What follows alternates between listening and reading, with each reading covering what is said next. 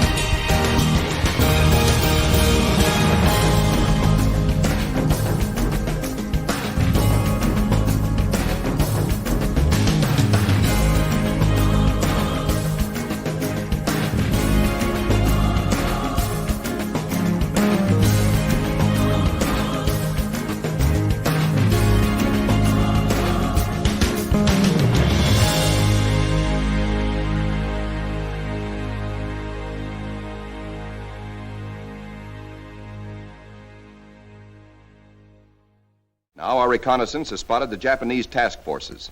This is the moment we've been fighting and praying for. Every plane that can fly and every qualified pilot is ordered into the air.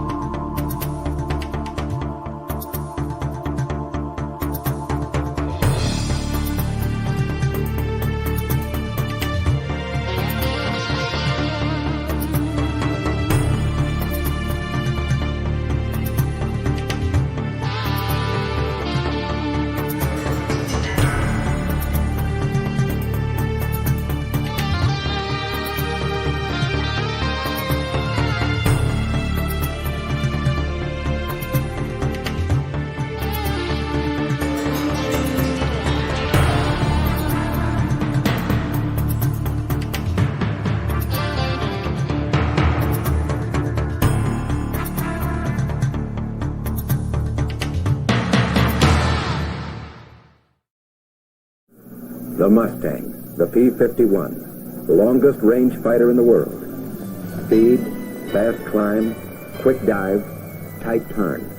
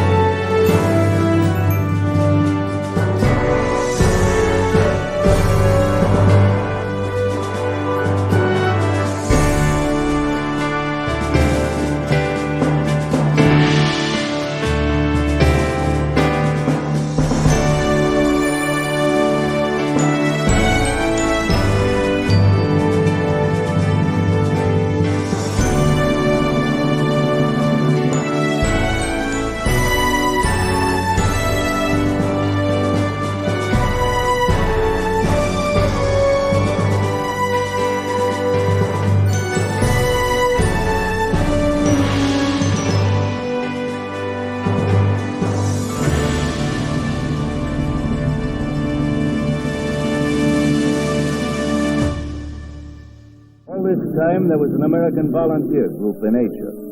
Here, Special Advisor to the Chinese Air Force, Claire Chennault, had 84 volunteer pilots, including men such as Tex Hill, George Burgard, and Robert Smith.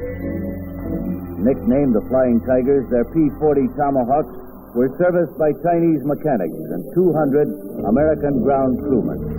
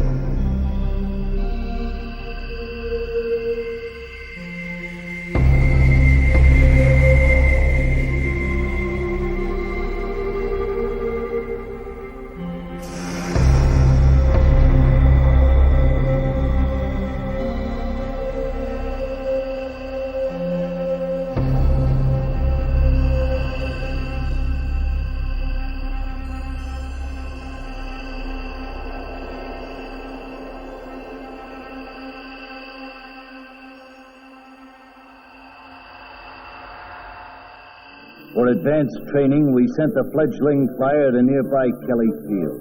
There, he flew an AT-6.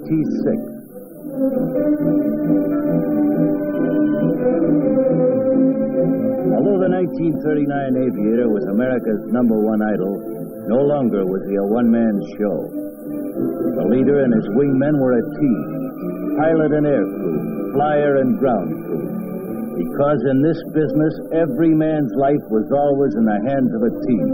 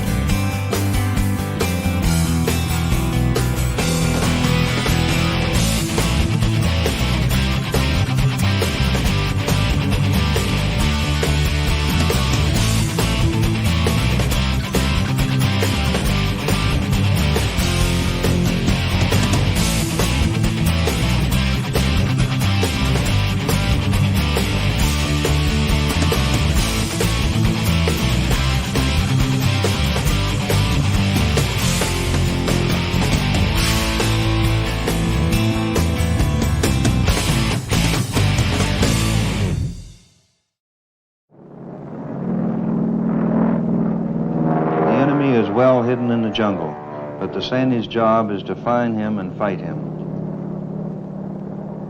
Their aircraft, A-1Es, fly slow enough for the Sandys to observe and slow enough to concentrate their firepower.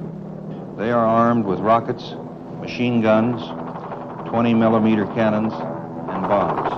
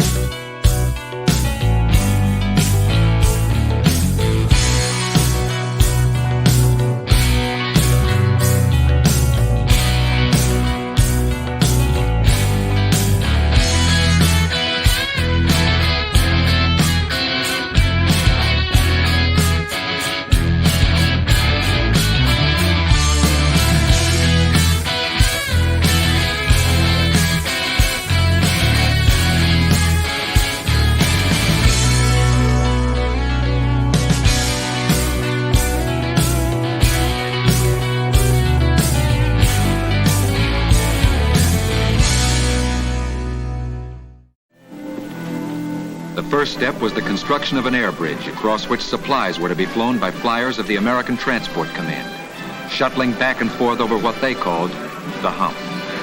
It was a slow process. Equipment had to be taken apart so that it could be loaded aboard planes. They made a sky bridge 525 miles long over the roof of the world and carried across in unarmed transport planes the vital supplies needed by the American and Chinese air forces and the Chinese armies.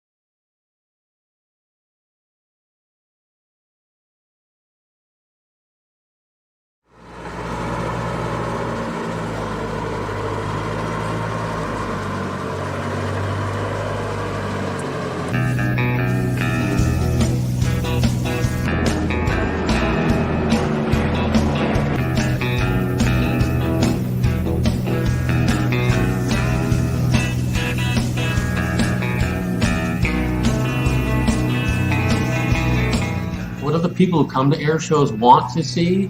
You know, it's right on your point there. You know, well, they want to see the jet teams, whether it's the Navy or the Air Force, and we got the Thunderbirds or the Blue Angels. Well, what do they want to see next? Well, they either want to see current military aircraft or former military aircraft. Oh, warbirds. When something like that's going on, I get the hair standing up and I feel the pride and the excitement. I'm feeling something. Well, that's what I think the warbirds are about.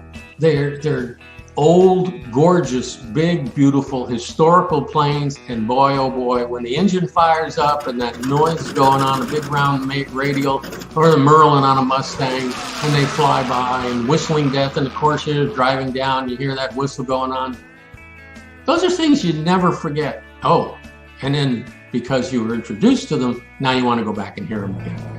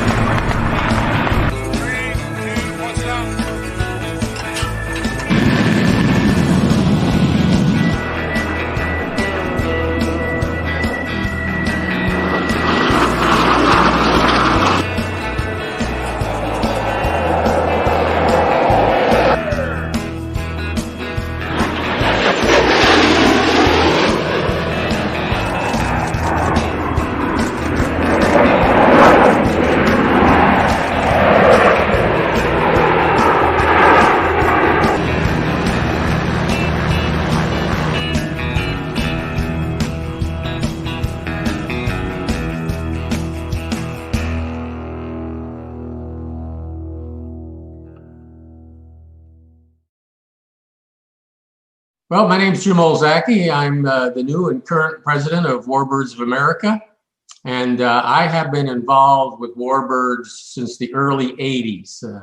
Have been involved with getting Bob Pond's museum started in Flying Cloud Field outside of Minneapolis, and a member of and volunteering for the Warbirds of America ever since then. I had a little hiatus when I made a move back to Connecticut, but that was for a short period of time while I was getting resituated.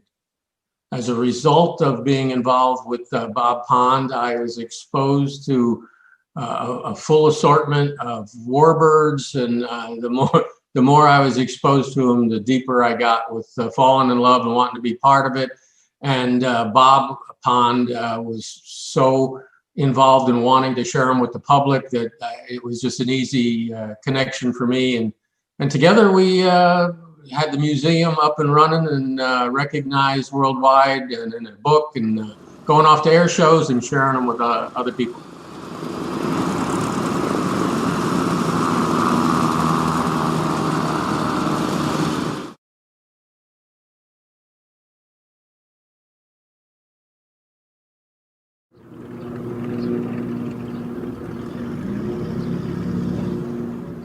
That's one of the things I want to try to focus on during my term, is we have to understand how many of our members out there are people who are not necessarily pilots or owners or owning pilots. They're passionate warbird fans. They want to read about them. They want to follow the history. They want to see them. They want to hear them. There's a ton of folks like that. And after I had finished up my time with Bob Pond's museum, and the cause for that was that I was in corporate America and transferred back to the Northeast and working in the home office in Stamford, Connecticut.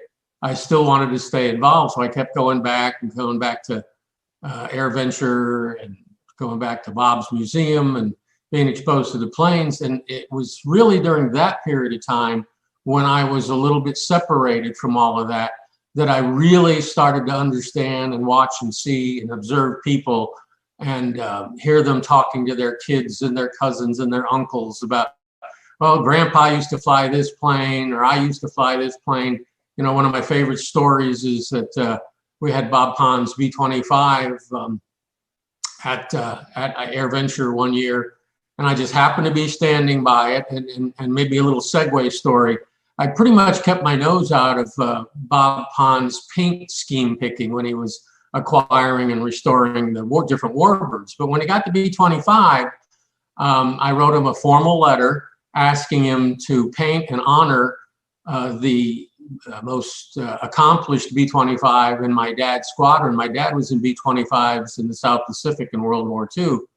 And Bob acknowledged that, and he painted the plane as Mitch the Witch. And I'm standing by Mitch the Witch at AirVenture, and comes this elderly gentleman and his family. And I'm watching him from maybe 20 yards away, and he's kind of normal walking, and then you see his eyes kind of look at the plane, and his pace picks up, but he was darn near in a trot when he got close to the plane. He says, "There's my plane, there's my plane." It turns out that he was on the original Mitch the Witch crew, and he was in tears. That's what it's about, people who are passionate.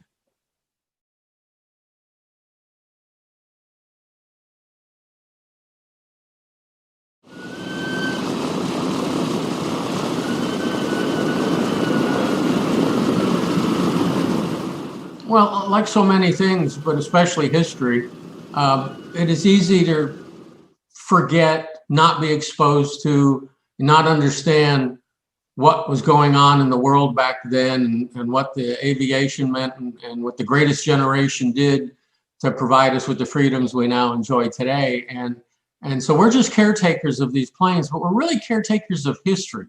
And there's so many kids out there that you can ask a historical question, especially as you go back to the World War II era. They don't even know what you're talking about. So the onus is on us to present that and make that available and try to help them understand, you know, these are memories that we need to keep on forever and honor what the greatest generation did for us to give us these freedoms. And that's also what the pilots, the owners and the pilot owners are doing as well. They're sharing those planes as caretakers for them and trying to make that available to more of the general public.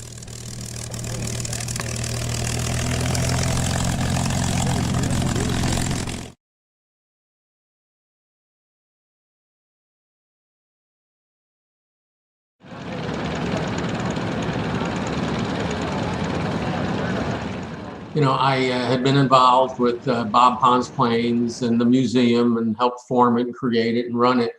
And then I retired from corporate America down to Florida, and it didn't take long before I was reconnected with Link Dexter, Hall of Famer for Warbirds of America. And we started talking and chatting. Of course, he knew about my history, and that's kind of where it all started. He said, "Hey, you know, we need somebody to take over the local Warbird Squadron, which is Warbird Squadron 24, which covers all the state of Florida." And, you know, so I said, well, sure, I would do that. So we kind of took that over and built that squadron up to a sizable one, as sizes go for the Warbird squadrons. And I was pretty involved with that. And I knew John Baugh, another legend in Warbirds of America. And we got to know each other better and spending more time together. And he kept asking me questions and suggesting things about my involvement with Oshkosh and AirVenture and Warbirds on a national scale. And next thing I know, John had talked behind the scenes to Harold Cannon, who was the president of Warbirds at that time. And I got a call from Harold Cannon. He said, "Well, how would you like to join the board?" Well, okay, that sounded like something that would allow me to step up everything I just spoke to and that I believe in, and spread it further than Florida. So here I am, I'm on the board, and we're marching along, and I'm getting more involved. And I got involved with Jim Tobel, and the two of us kind of chaired and ran the Sun and Fun fly-in Warbird effort. And it kind of moved off to a new level. We wanted to reinvent ourselves and get more involvement for East Coast and Southeast Coast members And that's another part of the equation here. We want to expose ourselves to more and more members and membership. So all of a sudden, Warbirds became way more involved with Sun and Fun. Sun and Fun had some of its biggest, better years. And I guess that success kind of led to internal talking. And Connie, the former president, and we had some discussions. And she said, okay, I've done my part. You know, I've done 2 terms. It's time to step down. You know, who wants to step up? The next thing I know, John Baugh's in the background again and talking to folks. And they said, would I like to try it? And here I am. It seemed like a daunting task, but it seemed like something I just needed to give a run at.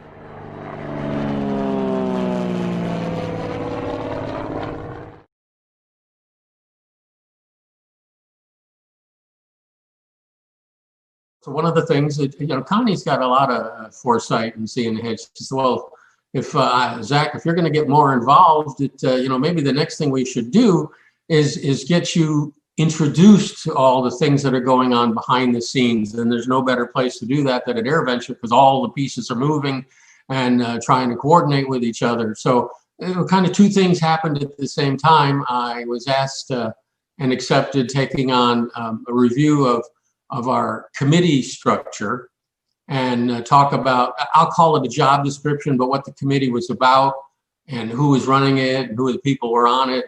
And in order to do that, that's when I went around during AirVenture and introduced myself to the people and tried to understand how they worked with it. And that's when you begin to understand that if you're just a member out there or involved in a squadron or volunteering at a local level, you probably don't realize how much is going on with Warbirds of America and what they're doing on behalf of the membership to keep the Warbird movement alive and well. And so, yes, that's exactly right. Warbirds in Review. We had the new youth center, you know, what's going on with safety. I went over on the other side of the field when the air show was going on to see just how much is going on behind the scenes. There's a lot going on. And I think, you know, you asked, is there anything, how would I like to change it, alter it, modify it, improve it? And then you reflected, say, well, maybe it's not improved, but, you know, what can I do to add my touch to it? Well, I think we're talking about what I can do.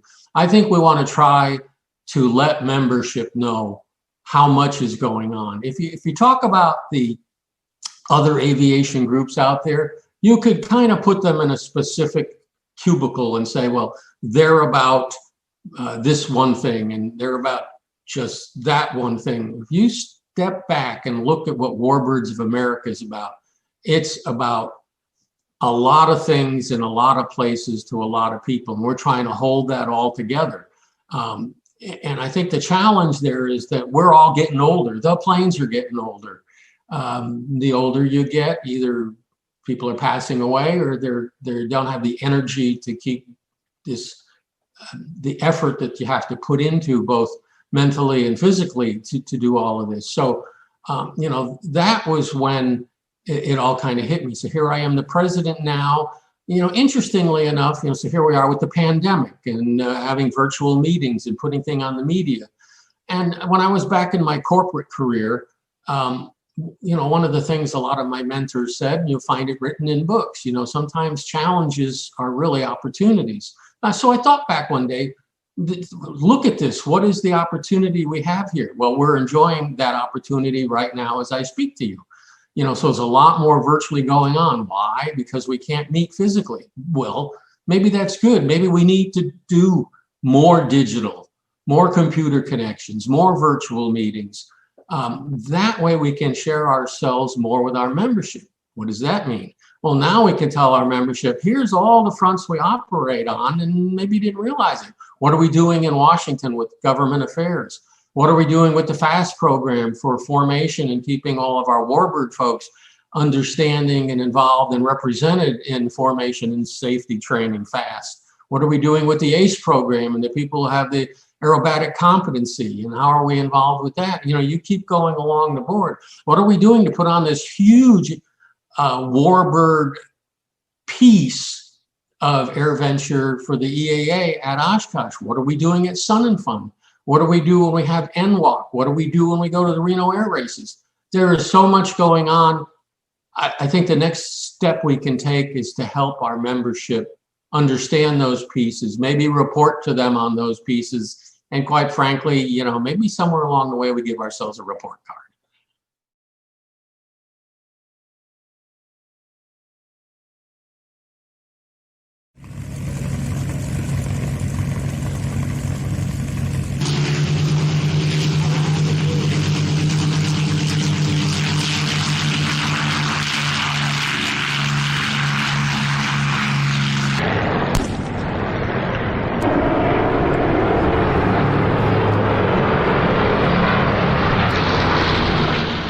You know, first of all, the ICAS, the International Council of Air Shows, you know, they get together and they put together surveys at all of the different air shows around the country, and they ask questions to the people when they're leaving. And, you know, so what are the people who come to air shows want to see? You know, it's right on your point there. You know, well, they want to see the jet teams, whether it's the Navy or the Air Force, and we got the Thunderbirds or the Blue Angels. Well, what do they want to see next? Well, they either want to see current military aircraft or former military aircraft. Oh, warbirds.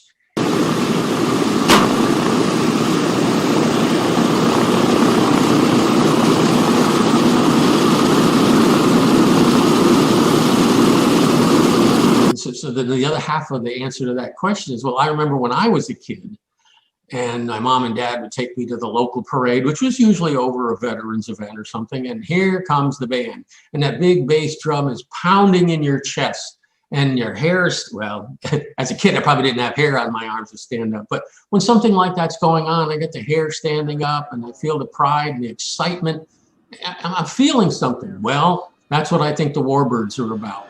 They're old, gorgeous, big, beautiful, historical planes. And boy, oh boy, when the engine fires up and that noise going on, a big round radial, or the Merlin on a Mustang, and they fly by, and whistling death, and the Corsairs driving down, you hear that whistle going on.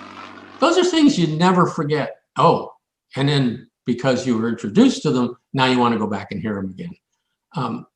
I think that more than anything else is why the people, one of the first things I want to do is get down to the warbird area. What did they bring this year? Only one of them or two of them are flying, and one's here this year. And every year there's one of those, or more than one of those warbirds. So you just got to get down there and not miss it.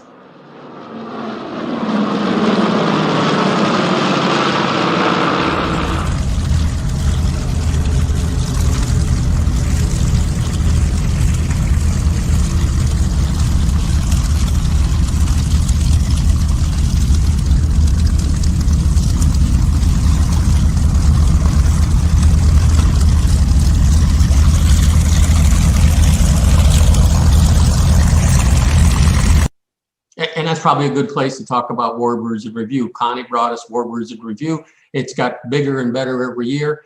And you can pick a segment of a particular day looking on the schedule. And not only is that plane here this year, but it's rolled over to Warbirds in Review. And we've got a former pilot, historian, and owner, and Dave Hartman talking about the history of that plane right there in front of you. So there it is in a nutshell.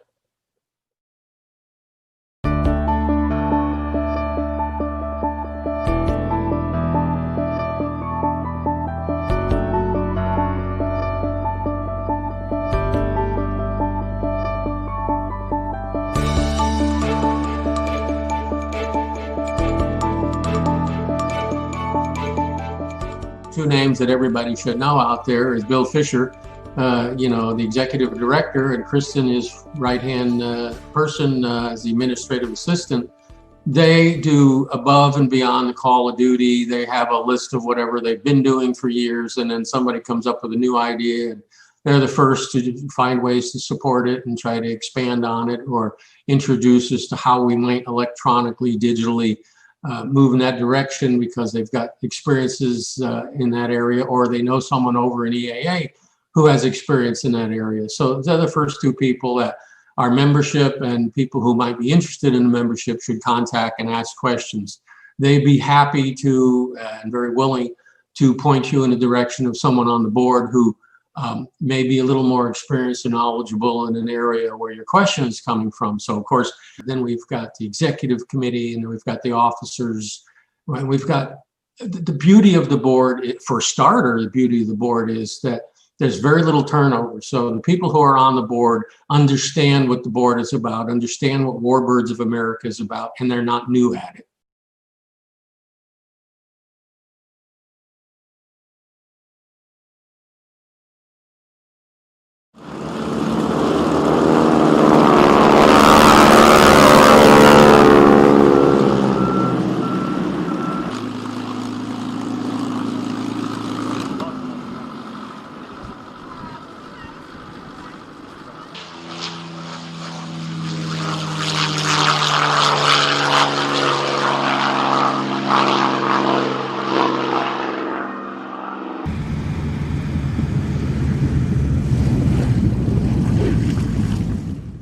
Because of the passion across the board, you know, somebody's got a plane, they're trying to put it together, and it's a model, and they're looking at some broken part, and they're saying, Jesus, I don't even know what this is. You know, probably the first thing they do is send pictures somewhere, and oh yeah, I know what that is. Only in the end model did they have that, and oh, by the way, there's only one end model in existence, and that's over at so-and-so's place. Well, you give so-and-so a call, and the first thing he does is he realizes somebody else is passionate, trying to put it together, and he's got the only end model. Now, I'm not going to guarantee you every owner would do this, but a lot of them will. The next thing you find out is they cook a deal, and they say, hey, look, I'll pay for the expense. And the guy says, I'm willing to take that part out of my airplane. I will box it up and send it to you. You go take it to your local machinist, and you have them duplicate it. You get yourself one custom made.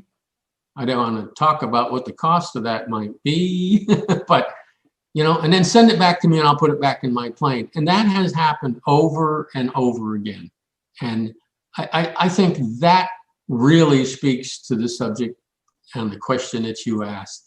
The people are so passionate about it. They want to jump for joy that somebody else is as passionate as they are.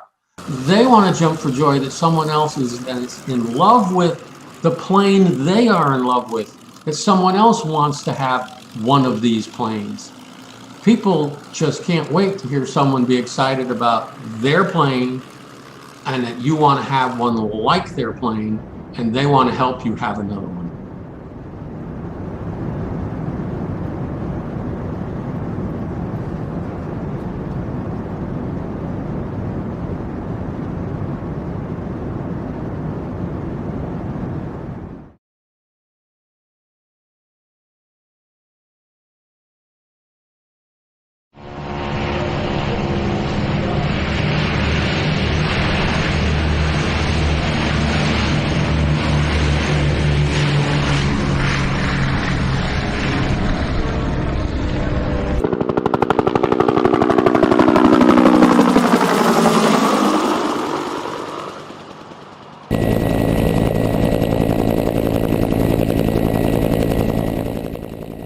Yeah. So again, let's go back to, it's not quite the beginning, it's a little bit after the beginning, but when I'm helping Bob Pond create his museum, you know, here are the pieces, you know, so Bob's got kind of one of everything, at least in the fighters. And, you know, so you crawl up and you sit in the cockpit, and I can't help but tell you, you're not just looking around at the steam gauges.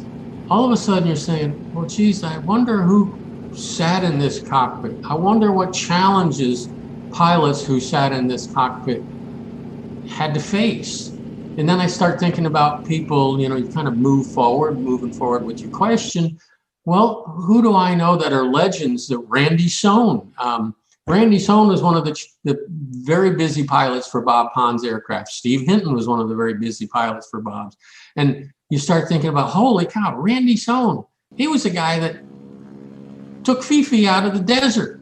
And, you know, if you ever read the story, you find out, man, they weren't even sure they're going to take off and if it would keep flying. And whoa, and they did that to preserve a one-of-a-kind airplane at that time. Oh, Warbirds of America said, well, Paul started, and John Baugh helped them get started, and Bill Harrison helped them get started, and they found their way to the B-17. Holy cow, some people are stepping up to make these things happen. That makes you even more and more, you have to realize, holy cow, if they spent that much of their time and their passion to get us to that point, the onus is on us to keep the maintenance and the preservation of those planes. And then back to the last question, and the next guy that wants a B-17, what we learned when we got our B-17. And then what about the challenges for flying a B-17? Well, you got to talk to the Bill Harrisons and the Link Dexters, and guess who else has flown one of those? Connie Boland. You know, start thinking about Connie Boland. Holy cow. And somebody look at the list of what warbirds she's flown.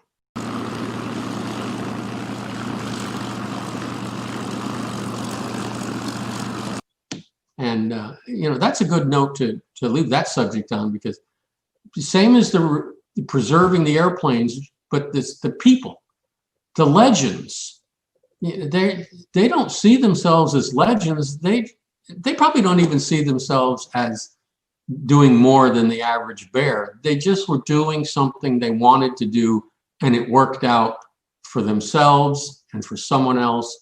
And now it becomes a story to share. There's so much of that. That's a keynote on everything warbird involved.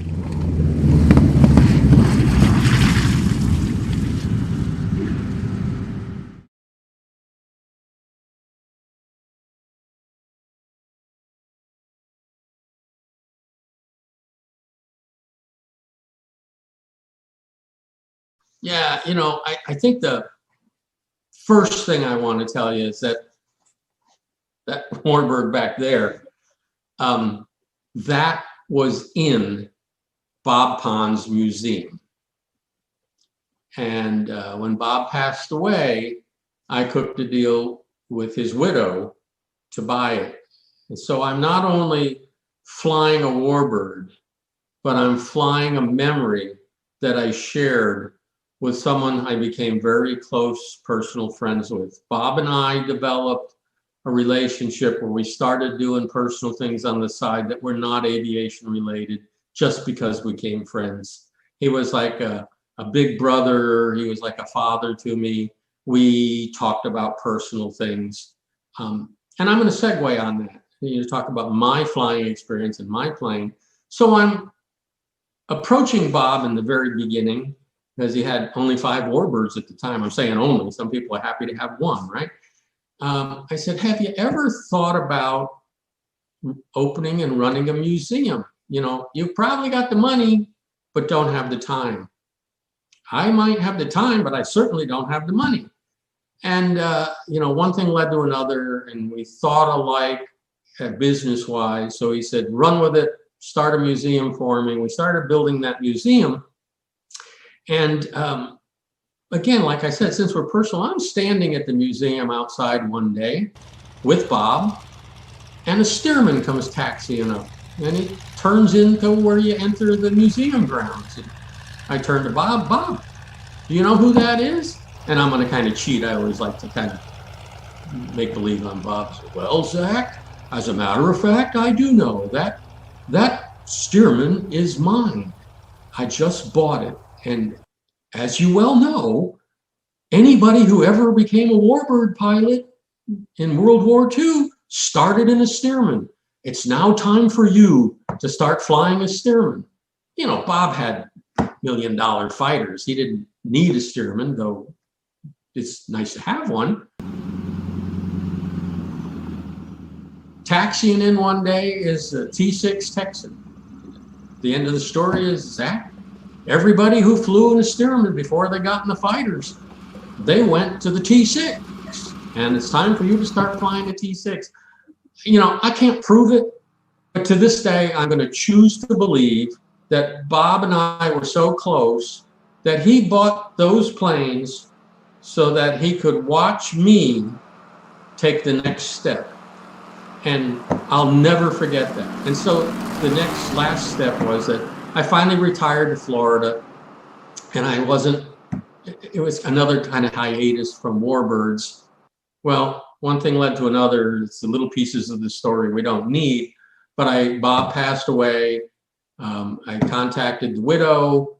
Bob protected most of his collection, which is now the Palm Springs Air Museum, but there were about a half a dozen planes not inside that community.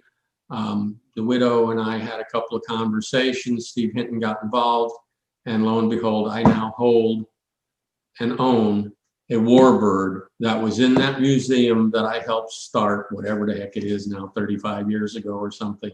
And I'm flying it around and trying to keep that memory. And I'm flying it around, and I want to get formation involved. The guy who is training me or looking over my shoulder is involved in a demo team. Well, lo and behold, I got my formation card, and the demo team tapped me on the shoulders, and we just lost one of our members. How would you like to fly with us?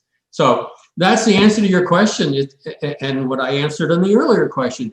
You just keep swinging and being involved and doing what's fun, and the next thing just kind of presents itself, and then it's your option. You say yes or no, and I am thankful to be lucky enough to have all these stories to tell, share, view, and now it's time for me to pass that baton and try to help others have the same experiences that I've had.